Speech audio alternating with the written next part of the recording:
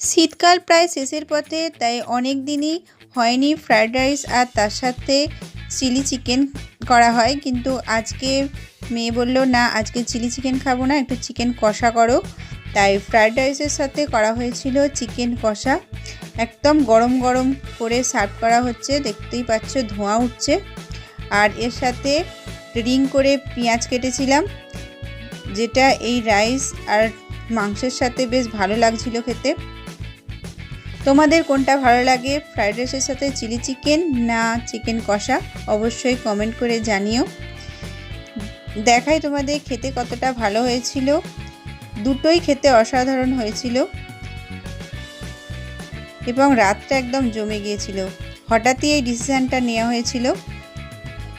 যদি ভিডিওটা ভালো লেগে থাকে অবশ্যই একটা লাইক কমেন্ট করো আর চ্যানেলটা সাবস্ক্রাইব করতে ভুলো না। টাটা, ভালো থেকো বন্ধুরা।